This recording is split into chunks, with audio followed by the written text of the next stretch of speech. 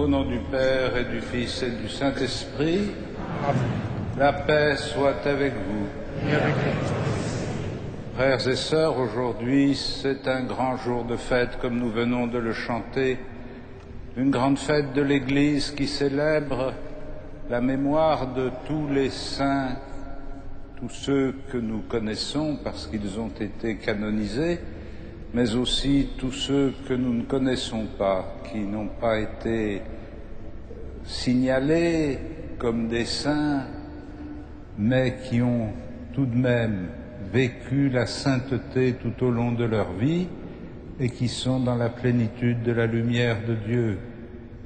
Ce soir, nous sommes rassemblés pour faire mémoire de ces saints inconnus, avec vous tous qui êtes ici ce soir dans la cathédrale, celles et ceux qui prient avec nous par Catéo Télévision et ceux qui nous suivent sur Radio Notre-Dame. Tous ensemble, nous nous préparons à célébrer cette Eucharistie en reconnaissant que nous sommes pécheurs.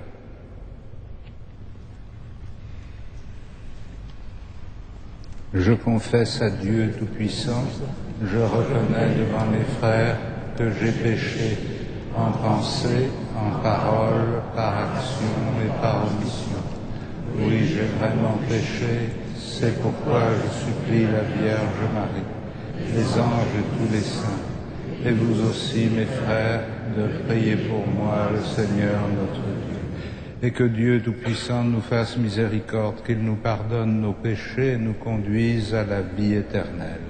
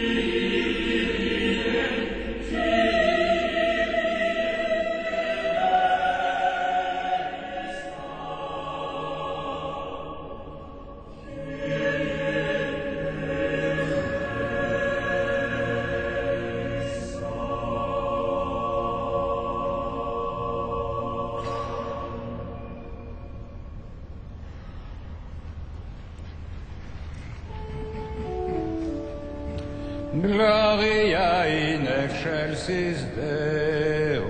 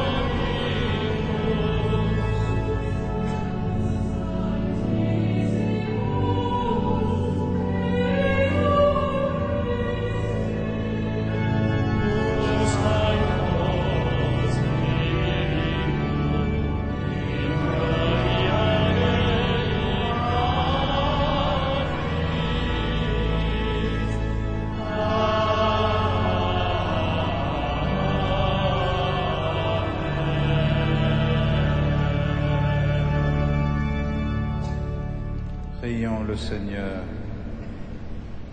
Dieu éternel et tout-puissant, tu nous donnes de célébrer dans une même fête la sainteté de tous les élus.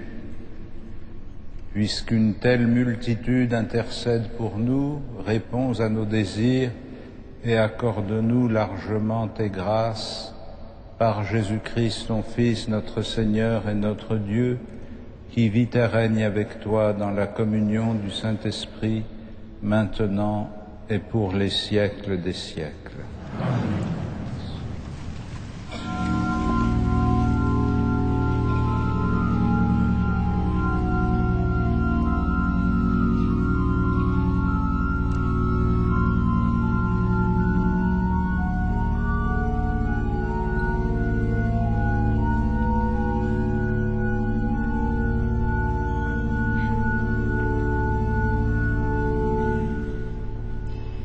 Lecture de l'Apocalypse de Saint Jean.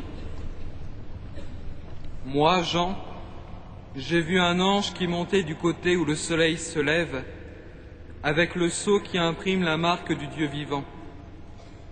D'une voix forte, il cria aux 4 anges qui avaient reçu le pouvoir de dévaster la terre et la mer. Ne dévastez pas la terre, ni la mer, ni les arbres, avant que nous ayons marqué du sceau le front des serviteurs de notre Dieu. Et j'entendis le nombre de ceux qui étaient marqués du sceau. Ils étaient 144 000, 12 000 de chaque tribu des 12 tribus d'Israël. Après cela, j'ai vu une foule immense, que nul ne pouvait dénombrer. Une foule de toutes nations, races, peuples et langues. Ils se tenaient debout devant le trône et devant l'agneau, en vêtements blancs, avec des palmes à la main. Et il proclamait d'une voix forte : le salut est donné par notre Dieu, lui qui siège sur le trône, et par l'agneau. Tous les anges qui se tenaient en cercle autour du trône, autour des anciens et des 4 vivants, se prosternèrent devant le trône, la face contre terre, pour adorer Dieu. Et ils disaient : Amen. Louange, gloire, sagesse et action de grâce, honneur, puissance et force à notre Dieu pour les siècles des siècles. Amen. L'un des anciens prit alors la parole et me dit : tous ces gens vêtus de blanc, qui sont-ils et d'où viennent-ils ? Je leur répondis : c'est toi qui le sais, mon Seigneur. Il reprit : ils viennent de la grande épreuve, ils ont lavé leurs vêtements, ils les ont purifiés dans le sang de l'agneau. Parole du Seigneur.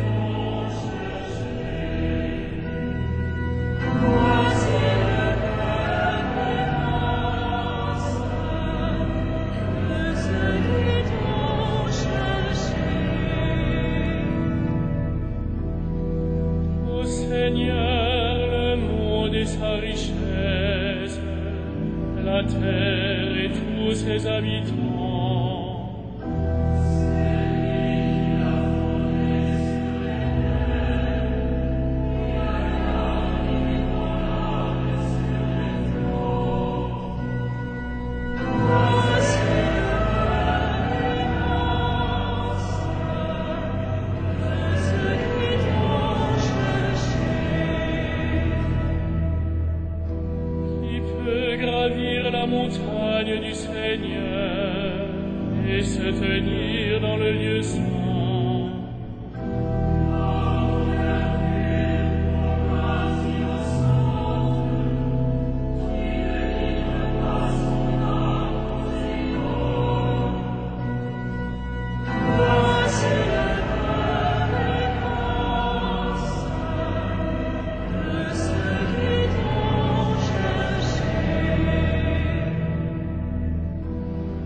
Il obtient du Seigneur la bénédiction, et de Dieu son Sauveur la justice.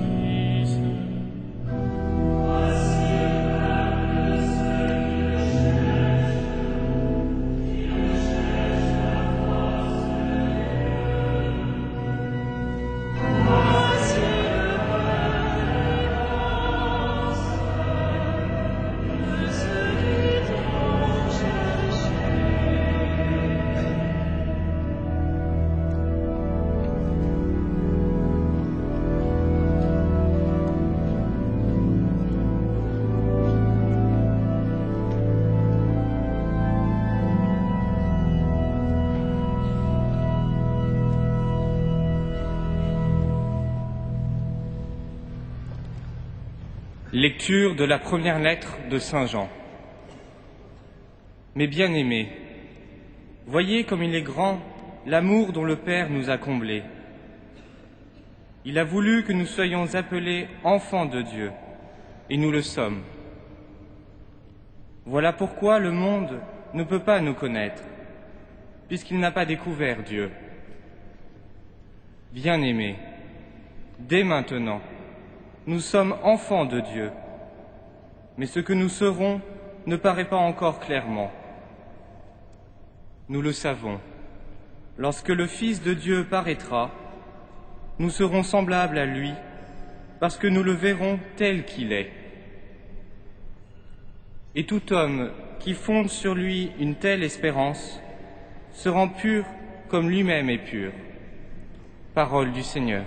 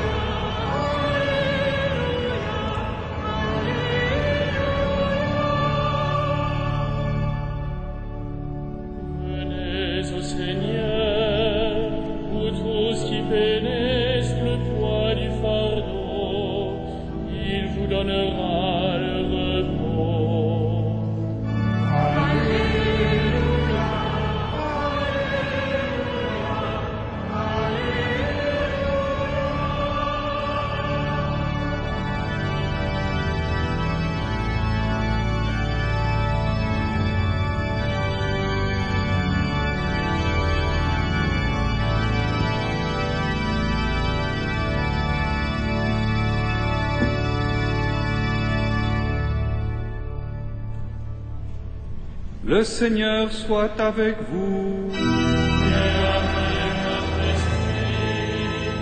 Évangile de Jésus-Christ selon saint Matthieu.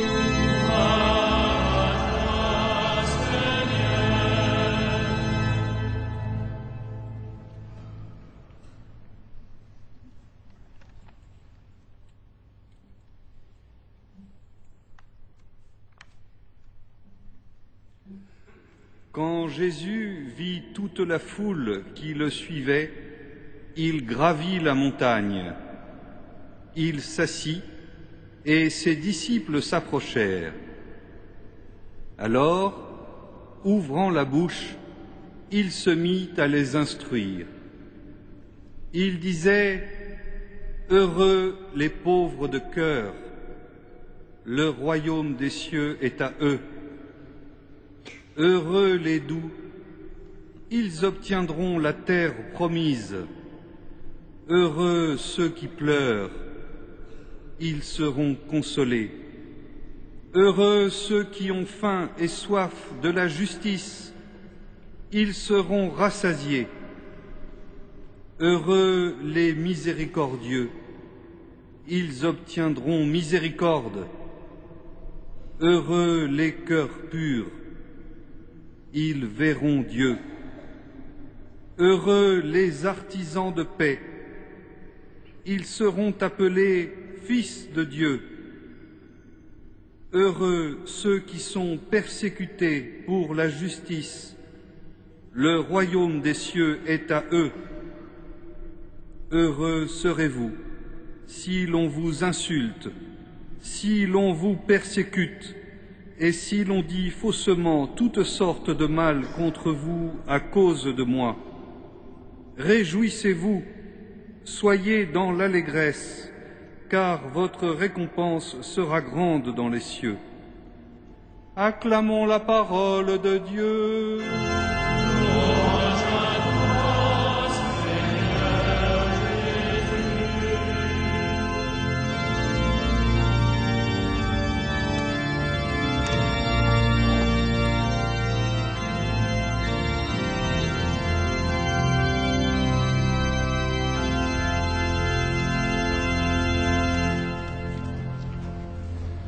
Frères et sœurs, en situant le début de ce discours inaugural sur une montagne, saint Matthieu avait évidemment l'intention d'évoquer une autre montagne sur laquelle Dieu avait révélé à Moïse les 10 paroles qui devaient devenir les 10 commandements de l'Alliance. Dans la perspective de son évangile, Jésus apparaît ainsi comme le nouveau Moïse, qui va révéler à l'humanité un chemin d'alliance qui n'abolit pas le premier, ni les commandements qui le définissaient, comme la suite de l'évangile de saint Matthieu le précisera, mais qui ouvre de nouvelles perspectives qui ne sont plus destinées seulement au peuple élu, mais à l'humanité tout entière. Et d'ailleurs, saint Matthieu précise que ce discours est adressé par Jésus à la foule, mais il ne définit pas comment cette foule est composée. Il se met à les instruire en commençant par ses disciples. Et cette instruction, qui va se concrétiser à travers plusieurs phrases que nous venons d'entendre, avant d'être l'expression des commandements, comme l'a été l'alliance conclue au Sinaï, va être une promesse de bénédiction. Heureux, ça veut dire béni. Ça veut dire que Dieu bénit. Ça veut dire que Dieu donne le bonheur. Et c'est d'abord cette promesse de bénédiction qui est faite à l'humanité, et les différentes propositions qui vont suivre expriment simplement les conditions de réception de cette bénédiction. Évidemment, si nous sommes touchés et remplis d'espérance à la promesse de la bénédiction, nous sommes aussi inquiétés par les conditions énoncées par Jésus pour recevoir ce bonheur. Qui d'entre nous, en effet, pourrait dire qu'il est pauvre de cœur? Qui d'entre nous pourrait dire qu'il est doux, qu'il a faim et soif de la justice, qu'il est miséricordieux? Certes, nous pouvons essayer, mais nous savons bien que nous avons un long chemin à parcourir pour aboutir à l'exercice de ces vertus que Jésus énumère. Mais l'écart que nous mesurons entre la promesse que Jésus fait à l'humanité et notre capacité d'accueillir cette promesse n'est pas un écart qui nous est présenté pour nous désespérer ou pour nous détourner de la promesse.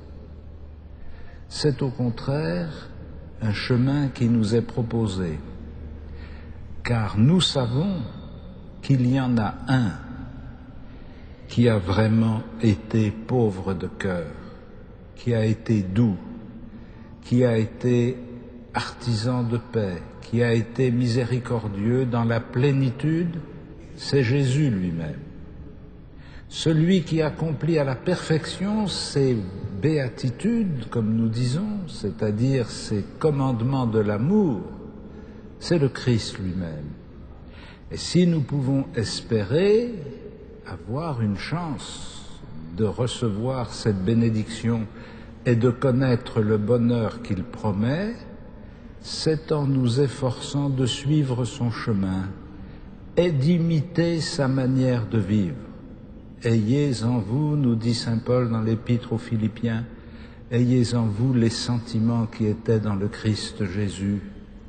Ou bien encore dans une autre épître, ce n'est plus moi qui vis, c'est le Christ qui vit en moi.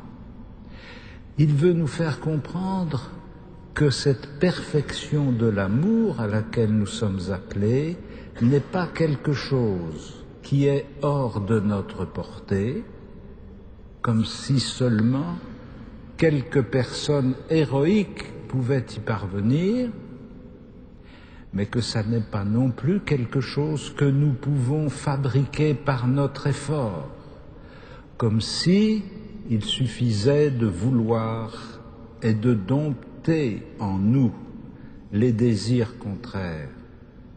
Le Christ ne nous invite pas à un championnat de perfection. Il nous invite à la plénitude de l'amour et de la miséricorde, c'est-à-dire qu'il nous invite à nous laisser investir par la miséricorde de Dieu, à nous laisser transformer par la vision de la manière dont Jésus lui-même a vécu. Nous l'avons entendu tout à l'heure dans la première lettre de saint Jean. Il a voulu que nous soyons appelés enfants de Dieu, et nous le sommes. Nous sommes enfants de Dieu dans le Christ, mais le véritable Fils, l'unique, celui que personne ne pourra rejoindre, c'est Jésus, celui que le Père a envoyé. Et nous, si nous sommes enfants de Dieu, comme nous le dit la première épître de Jean, c'est par association à la filiation du Christ. C'est parce que nous sommes unis au Christ, Fils unique, que nous devenons enfants de Dieu. Et encore, cette identité d'enfants de Dieu que nous avons reçue par le baptême et qui est notre statut le plus précieux, cette identité d'enfant de Dieu n'apparaît pas encore dans toute sa plénitude. Ce que nous serons ne paraît pas encore clairement, car nous sommes en chemin, nous sommes en voie de conversion pour devenir vraiment enfants de Dieu. Et c'est seulement quand le Fils de Dieu paraîtra, à la fin, que nous serons semblables à lui parce que nous le verrons tel qu'il est.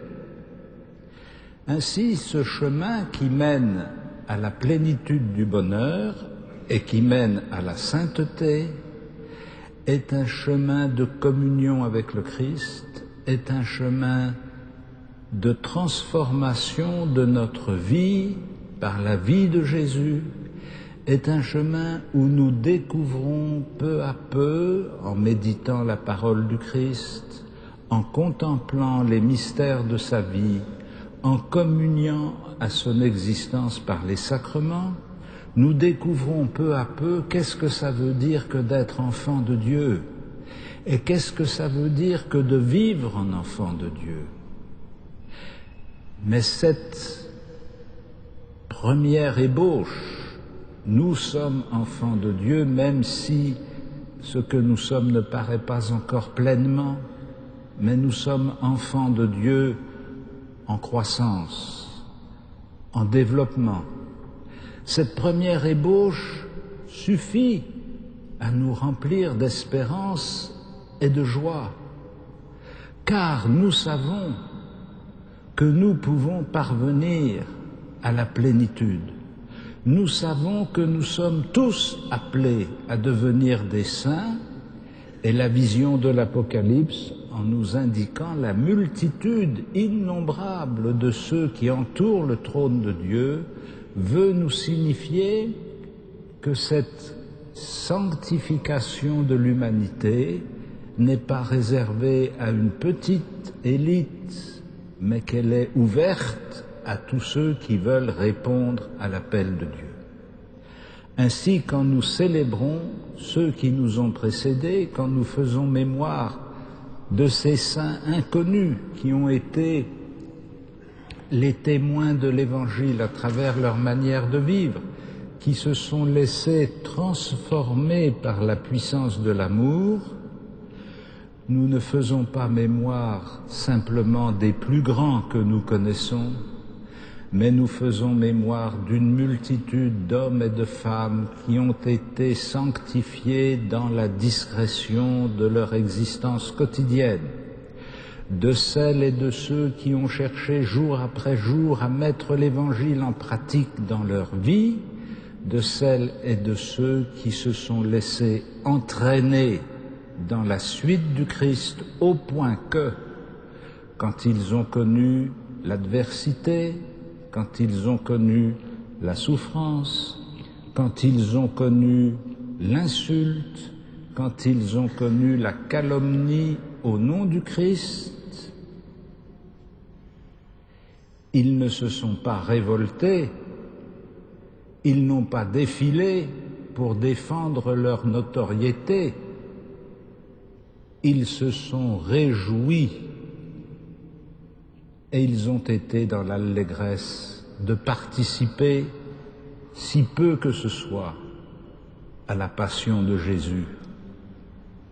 Jésus, mourant sur la croix, n'a pas maudit ceux qui l'ont exécuté. Jésus, couronné d'épines, flagellé, blasphémé, Jésus n'a pas répondu. Ou plutôt, il a répondu à celui qui lui disait « Mais si tu étais vraiment le Fils de Dieu, tu te défendrais ?» Il a répondu « Mon royaume n'est pas de ce monde. Si mon royaume était de ce monde, j'aurais une légion d'anges qui seraient venus me défendre. » C'est donc se tromper complètement sur le sens de ces paroles du Christ que de les transformer en argumentaires guerriers. Heureux ceux qui sont persécutés pour la justice, le royaume des cieux est à eux. Heureux serez-vous si l'on vous insulte, si l'on vous persécute ou si l'on dit faussement toutes sortes de mal contre vous à cause de moi. Réjouissez-vous, soyez dans l'allégresse, car votre récompense sera grande dans les cieux. Frères et sœurs, laissons-nous pénétrer de cet esprit d'amour, de cet esprit de douceur, de cet esprit de miséricorde, de cet esprit de compassion qui nous unit au Christ souffrant. Amen.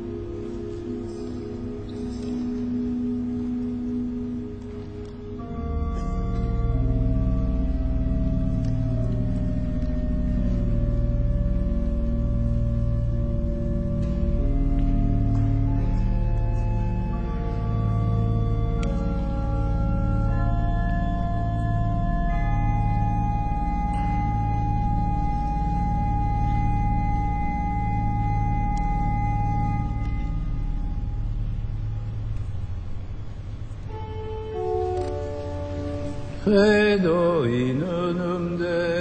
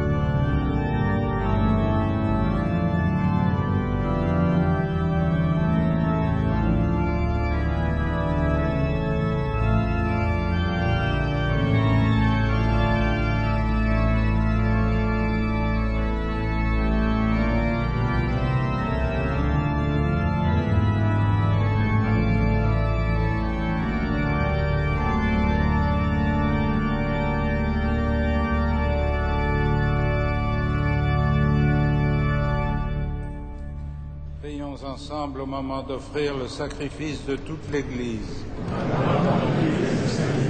Seigneur, daigne accepter l'offrande que nous te présentons à l'honneur de tous les saints. Nous croyons qu'ils vivent désormais auprès de toi.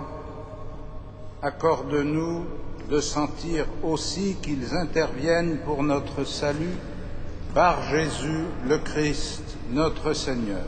Amen. Le Seigneur soit avec vous. Élevons notre cœur.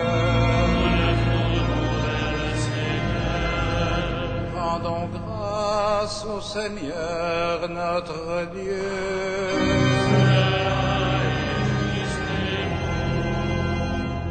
Vraiment, il est juste et bon de te rendre gloire, de t'offrir notre action de grâce toujours et en tout lieu. À toi, Père très saint, Dieu éternel et tout-puissant. Car nous fêtons aujourd'hui la cité du ciel, notre mère, la Jérusalem d'en haut. C'est là que nos frères les saints déjà rassemblés chantent sans fin ta louange. Et nous qui marchons vers elle par le chemin de la foi, nous ratons le pas, joyeux de savoir dans la lumière ces enfants de notre Église que tu nous donnes en exemple. C'est pourquoi, avec cette foule immense que nul ne peut dénombrer, avec tous les anges du ciel, nous voulons te bénir en chantant.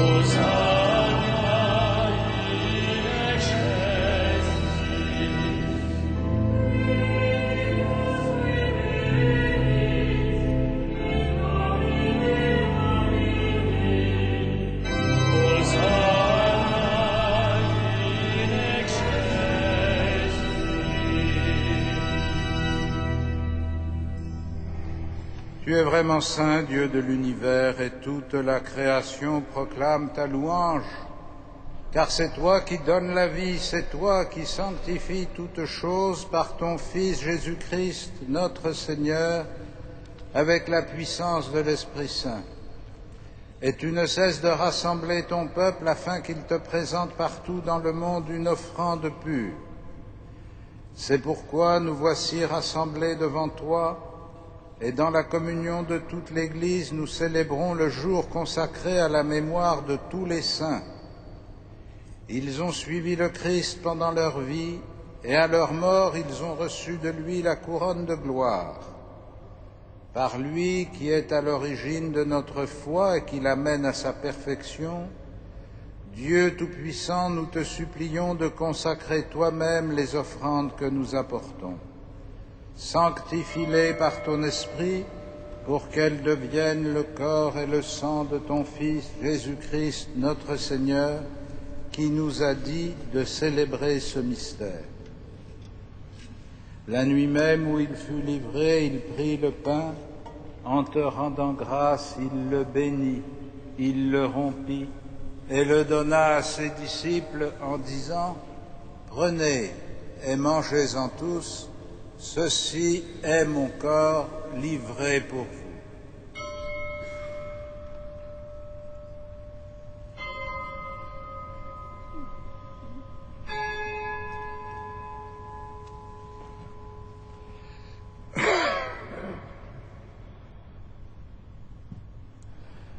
De même, à la fin du repas, il prit la coupe. En te rendant grâce, il la bénit et la donna à ses disciples en disant : « Prenez et buvez-en tous, car ceci est la coupe de mon sang, le sang de l'alliance nouvelle et éternelle, qui sera versé pour vous et pour la multitude en rémission des péchés. Vous ferez cela en mémoire de moi. »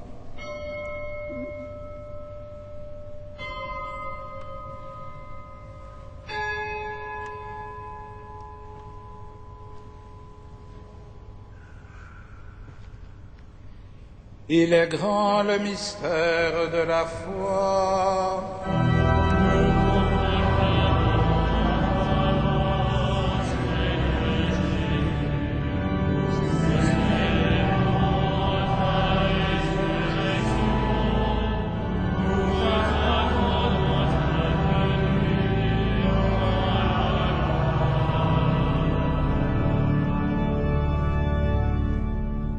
En faisant mémoire de ton Fils, de sa passion qui nous sauve, de sa glorieuse résurrection et de son ascension dans le ciel, alors que nous attendons son dernier avènement, nous présentons cette offrande vivante et sainte pour te rendre grâce.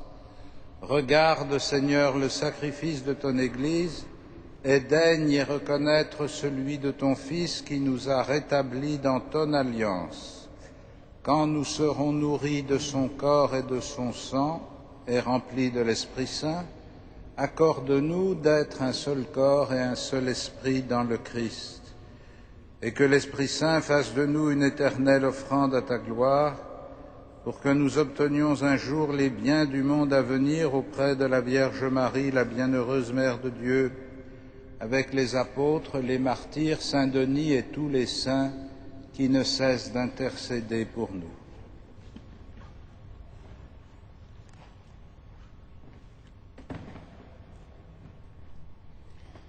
Et maintenant, nous te supplions, Seigneur, par le sacrifice qui nous réconcilie avec toi, étends au monde entier le salut et la paix.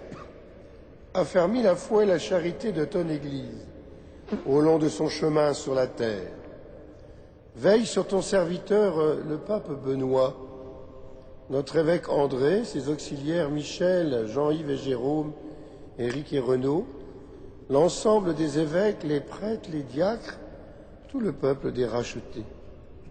Écoute les prières de ta famille assemblée devant toi et ramène à toi, Père très aimant, tous tes enfants dispersés. Pour nos frères défunts, pour les hommes qui ont quitté ce monde et dont tu connais la droiture, nous te prions. Reçois-les dans ton royaume où nous espérons être comblés de ta gloire, tous ensemble et pour l'éternité, par le Christ notre Seigneur, par qui tu donnes au monde toute grâce et tout bien. Par lui, avec lui et en lui.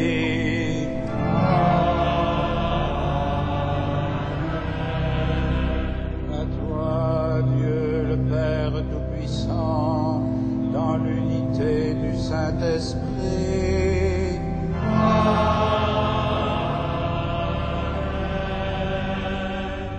Tout honneur et toute gloire pour les siècles des siècles.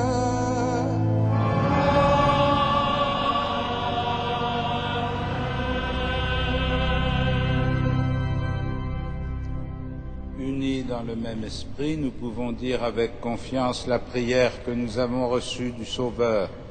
Notre Père, qui es aux cieux, que ton nom soit sanctifié, que ton règne vienne, que ta volonté soit faite sur la terre comme au ciel. Donne-nous aujourd'hui notre pain quotidien. Pardonne-nous nos offenses, comme nous pardonnons à ceux qui nous ont offensés. Et ne nous soumets pas à tentation, mais délivre-nous du mal. Délivre-nous de tout mal, Seigneur, et donne la paix à notre temps.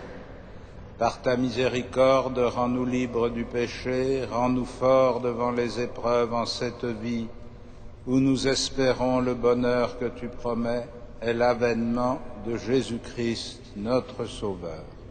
Car c'est à toi qu'appartiennent le règne, la puissance et la gloire pour les siècles des siècles. Seigneur Jésus-Christ, tu as dit à tes apôtres, je vous laisse la paix, je vous donne ma paix. Ne regarde pas nos péchés, mais la foi de ton Église. Pour que ta volonté s'accomplisse, donne-lui toujours cette paix et conduis-la vers l'unité parfaite, toi qui règnes pour les siècles des siècles. Amen. Et que la paix du Seigneur soit toujours avec vous. Frères et sœurs, dans la charité du Christ, donnez-vous la paix.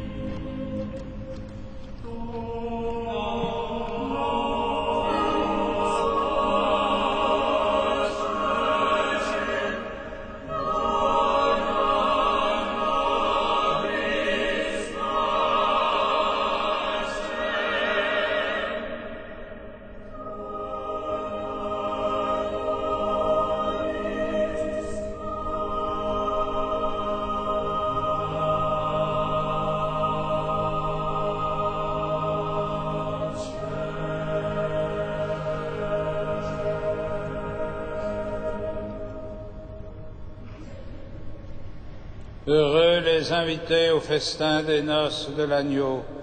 Voici l'agneau de Dieu qui enlève le péché du monde. Seigneur, je ne suis pas digne de te recevoir, mais dis seulement une parole et je serai guéri.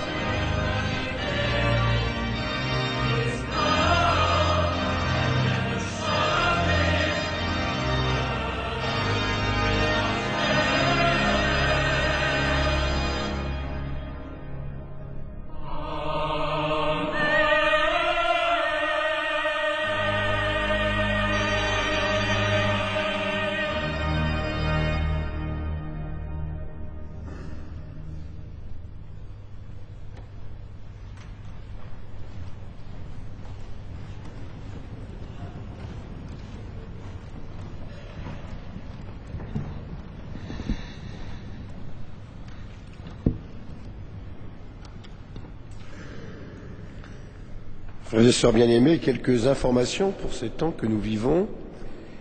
Tout d'abord, demain, mercredi 2 novembre, commémoration de tous les fidèles défunts.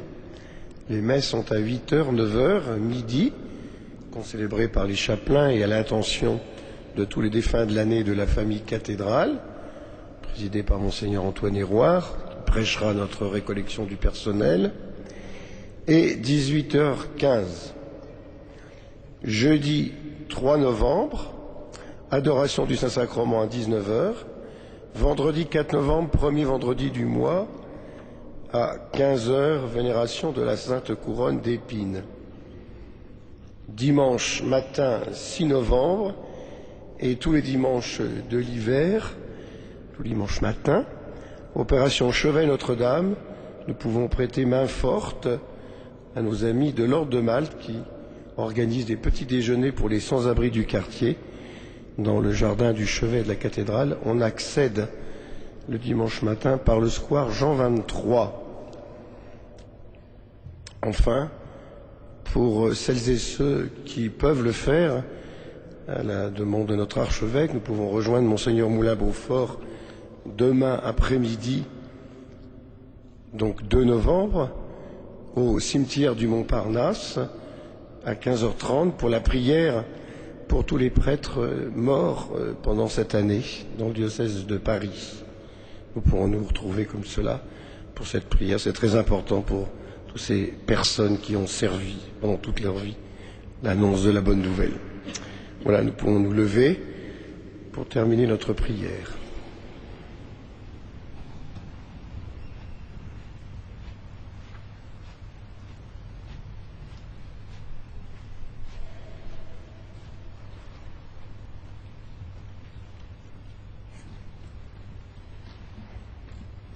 Dieu qui seul est saint, toi que nous admirons et adorons en célébrant la fête de tous les saints, nous implorons ta grâce. Quand tu nous auras sanctifiés dans la plénitude de ton amour, fais-nous passer de cette table où tu nous as reçus en pèlerins au banquet préparé dans ta maison par Jésus le Christ, notre Seigneur. Amen.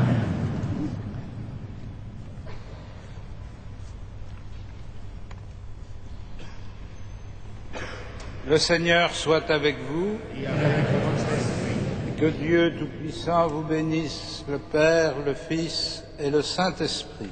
Amen. Allez dans la paix du Christ.